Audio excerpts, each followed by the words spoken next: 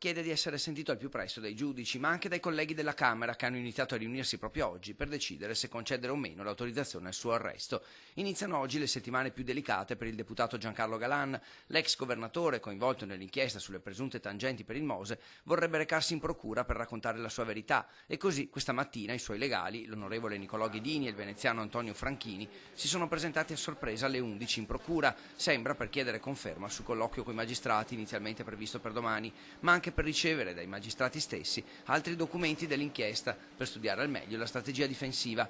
Massimo riservo coi giornalisti, evitati anche all'uscita. Ghedini nel pomeriggio ha poi dichiarato che sono riproposte rappresentazioni degli atti di indagine sul Mose in modo distorto e diffamatorio. Stiamo entrando dentro il tribunale.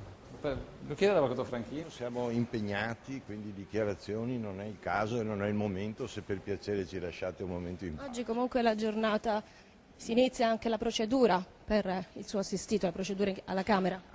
Inizierà la procedura che avrà i suoi tempi naturalmente. Il voto della Camera sulla richiesta di arresto inoltrata nei confronti di Galan potrebbe invece giungere entro l'estate. Ad affermarlo il presidente della Giunta delle autorizzazioni a procedere, Ignazio La Russa, al termine della prima seduta della Giunta, che tornerà a riunirsi mercoledì prossimo. Tra 15 giorni circa Galan, come da lui richiesto, potrebbe essere ascoltato dalla Giunta, che comprende anche due veneti, il leghista veronese Matteo Bragantini e il veneziano Davide Zoggia del PD. Dalle centinaia di documenti e intercettazioni, intanto, emergerebbe come l'attuale presidente del Veneto, Luca Zaia, abbia dato precise direttive agli uffici regionali.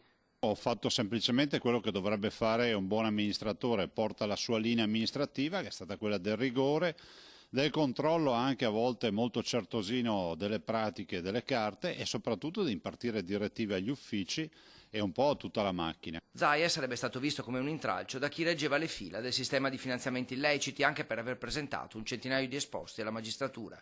Penso sostanzialmente che non sia fatto nulla di straordinario se non quello di pretendere che si applicasse la legge e anche fare in modo che comunque le procedure fossero tutte trasparenti fino in fondo. Forse qualcuno si è preoccupato e oggi leggerlo mi dà anche soddisfazione.